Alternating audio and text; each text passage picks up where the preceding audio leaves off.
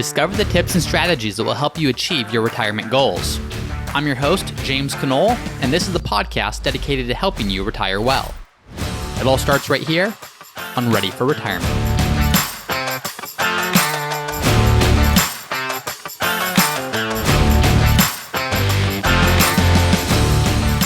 Welcome back to another episode of Ready for Retirement. I'm your host, James Knoll, and today we begin the fourth of 4 questions in our Countdown to Retirement series.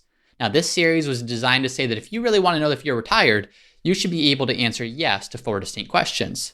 The first question was, do I have enough money? The second question is, have I had enough work? The third question was, do I know what I will do when I retire? And today we're going to cover the fourth question. What you'll notice is only the first question had anything to do with finances.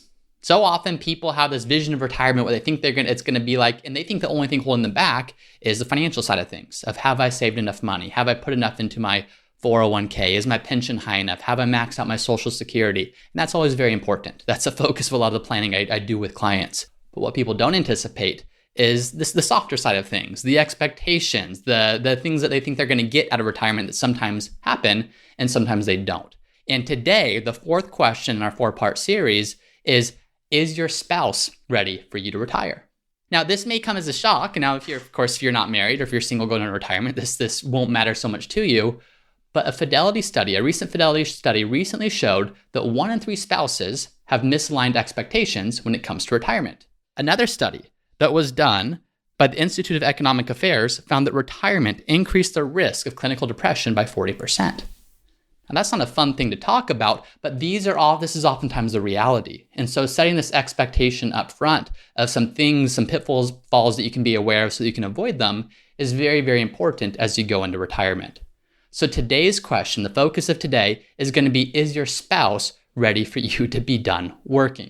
And again, the point to all of this is knowing that you could have all the money in the world, but if you don't have an enjoyable retirement, if you don't have a fulfilling retirement, then we've really missed the point here.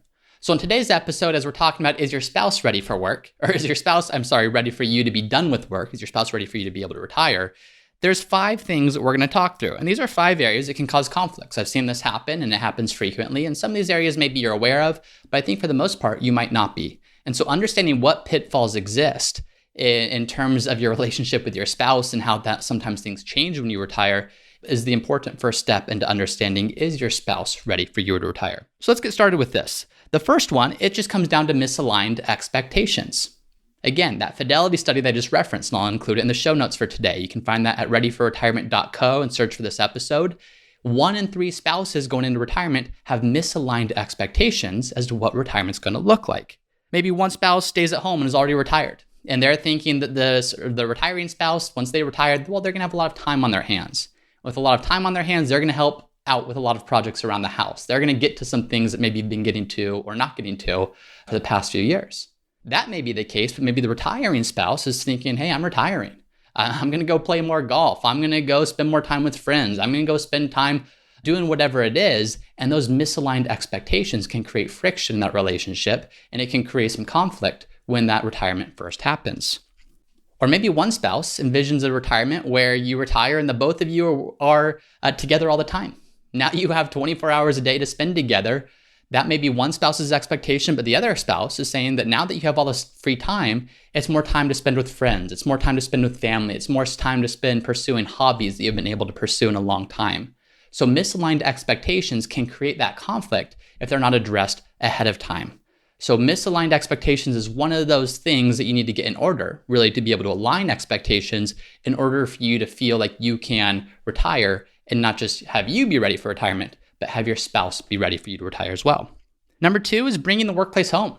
By the time that you're done working, chances are good you've probably moved up in whatever company you're in. You may have a high-level position, maybe a managerial position, maybe you had your own company.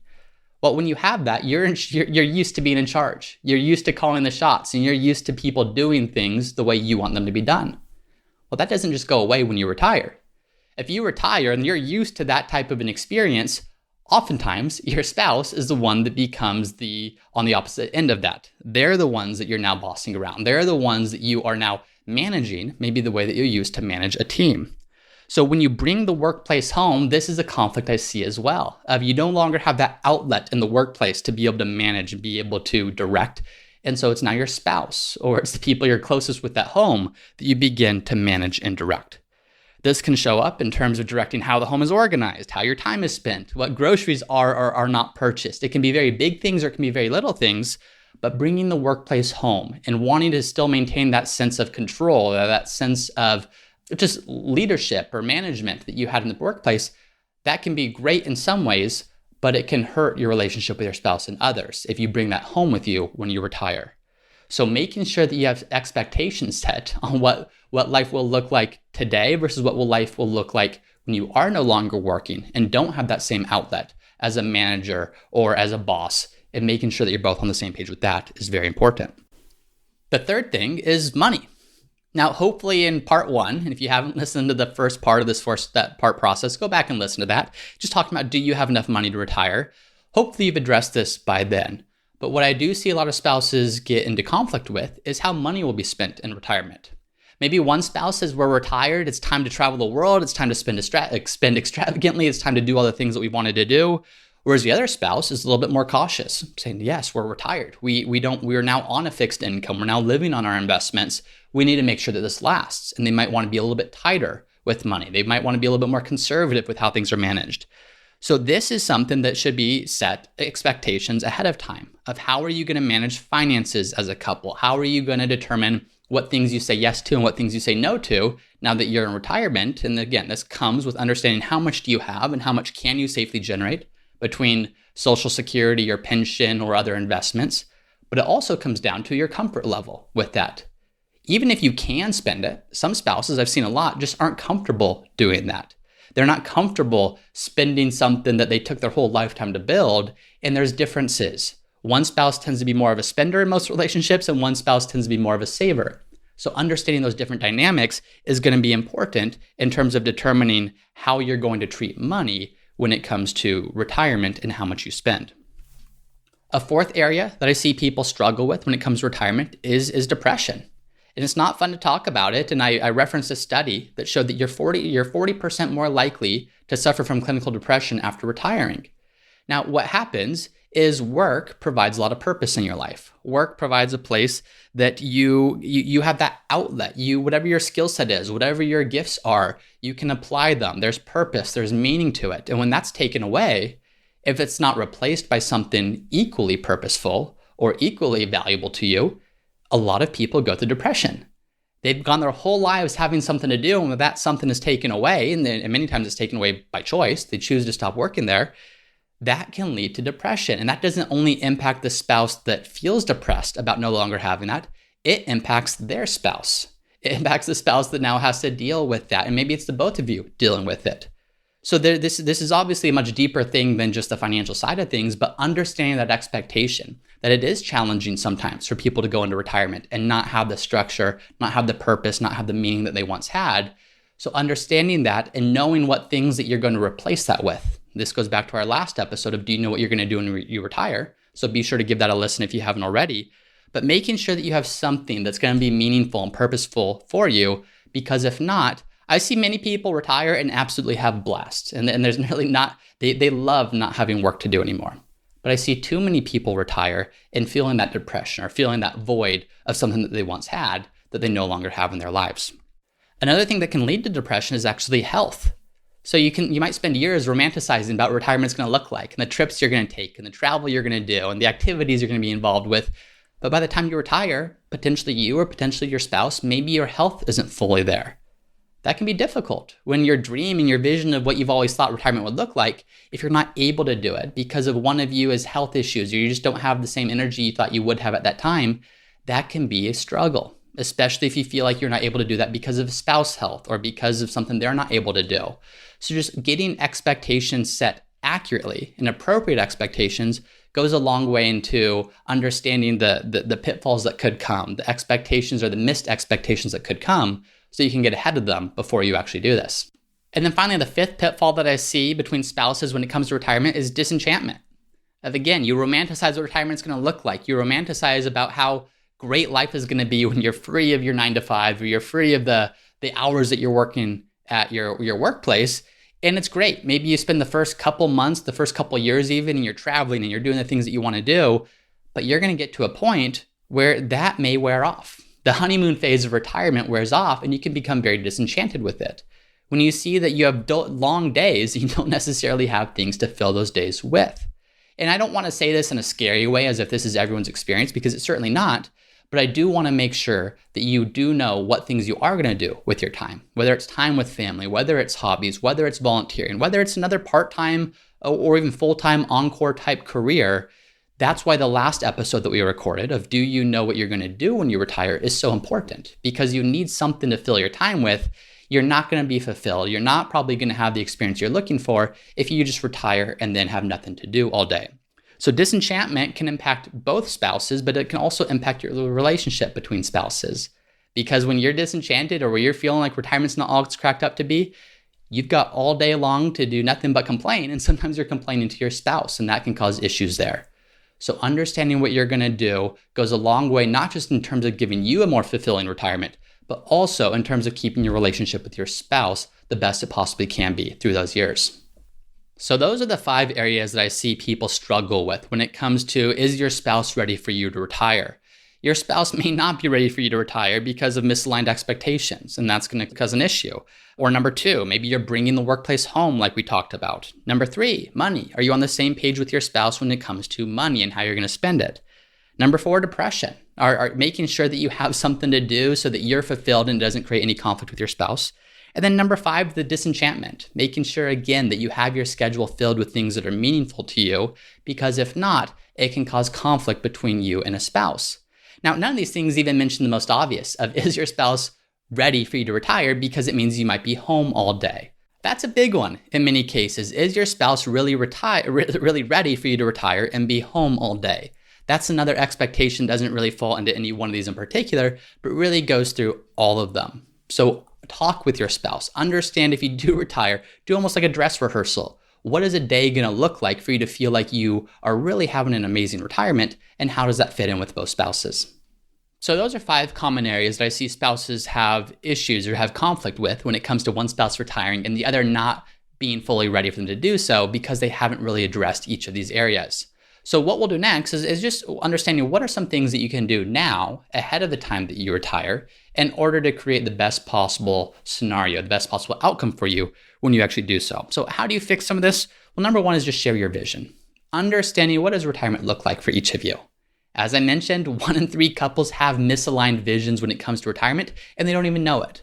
They just have the expectation that whatever they think retirement's going to be like, maybe their spouse thinks the same thing. Or when they say travel, they might think of travel of, hey, we're going to spend 3-4 months living in a different place, and we're going to continue to do that. While their spouse might think of travel as we're going to take a 1-week trip to Europe or to Asia or to wherever it is once or twice a year. So even if you say, yes, we both want to travel, travel can mean different things to different people. So fully share your vision. The more clear, the better, so that you and your spouse are on the same page with that. Number 2, set appropriate expectations. So set expectations so that you both understand what retirement will look like. How much time do you plan on spending together? What activities are you each excited to be able to pursue when you're no longer going to the workplace? What are other things in terms of how much time you're spending with family or friends together? All of that those are all very good things to be sharing ahead of time, so you have the same expectations going into retirement as in terms of what it will look like. Maybe you're already there. And if that's the case, great. A lot of people are. A lot of people do have similar expectations and similar visions for retirement. But it never hurts to go through this exercise so that you can make sure you're on the same page before making such a big decision like retiring is.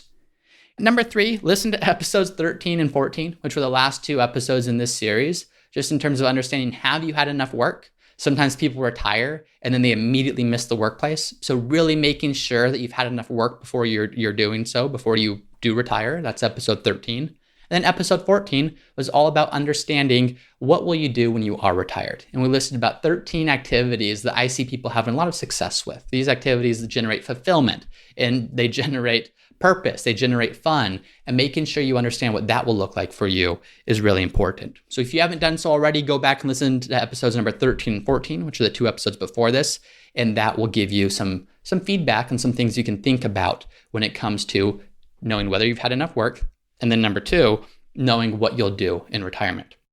And then fourth, talk to an objective third party. This sometimes really can be a counselor for some people. It can be a friend who's already been retired, a friend with them and their spouse who've been retired, understanding what pitfalls did they run into, what have they really enjoyed, what's been a downside that they didn't really prepare for, or even a financial advisor. Talk to a financial advisor or a financial planner that's guided people through retirement and can understand what things you should look out for versus what things you should really be excited about, and understanding, again, how you can share that same vision and set the right expectations. So if you can do all of this, not just everything we shared in today's episode, but everything we've shared in the past 4 episodes. So again, number 1, do you have enough money? And notice that was the only one we actually talked about from a financial standpoint. So many people spend all their time talking about retirement in terms of, can they afford it? Are they in a position to be able to do what they want to do? And that's great, but that's only step 1. The 3 things we talked about after that of, have you had enough work? Do you know what you're going to do in retirement? And are you and your spouse on the same page? Those are things people don't spend enough time thinking about. So if you can listen to these episodes, and if you can listen to those questions and give a resounding yes to each of them, then you're in a great position to retire. You should feel confident, and not just confident, you should feel excited about your retirement, because it can be an amazing next season for you. But if you've listened to any of these and you say, you know what, no, I'm not financially ready, or I haven't had enough work, or I don't know what I'll do, or I don't know if my spouse and I are on the same page when it comes to retirement. If you answer no to any of those, do some of the action steps that we talked about in each episode. Implement some of this. Have the conversation with your spouse. Reach out to people that can help. Because if you can't fully confidently answer yes, you might run into some pitfalls in retirement. So that's it. That concludes this series on Countdown to Retirement. If there's any specific questions or anything you would like to know when it comes to retirement planning, this show's all about you. So go to the readyforretirement.co website. Again, that's readyforretirement.co. And there's a page there where you can submit your own question. Whether it's a series or a specific question, no question is a dumb question. So submit your question. I would love to answer on a future episode. I want to make this show as valuable as it possibly can to you. And so that's it for our Countdown to Retirement series. And we'll see you next time for a future episode. Thank you for listening to episode number 15 of the Ready for Retirement podcast. As a reminder, the show is now on YouTube under the channel Root Financial Partners, so please subscribe at YouTube if you want to be able to watch the episode. I'll also include a link to the YouTube channel on the Ready for Retirement website. That can be found at readyforretirement.co, and this is episode number 15, which you can find there. To see the other show notes, the resources mentioned in today's episode, please head over to the Ready for Retirement website as well. Again, that's readyforretirement.co. And if you have not done so already, please subscribe to the show. A new episode is released every single week, and by subscribing, you'll be notified each time that happens. And then finally, this show is designed to answer your questions about retirement. So if you have a question, chances are good that someone else has the same exact one. Feel free to submit that question. I'll answer it anonymously on a future episode, and that can be done by going to the Ready for Retirement website. And there's a page called Submit a Question where you can submit that question for me to answer in a future episode.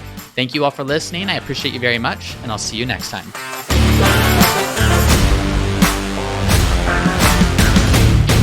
Hey everyone, it's me again for the disclaimer.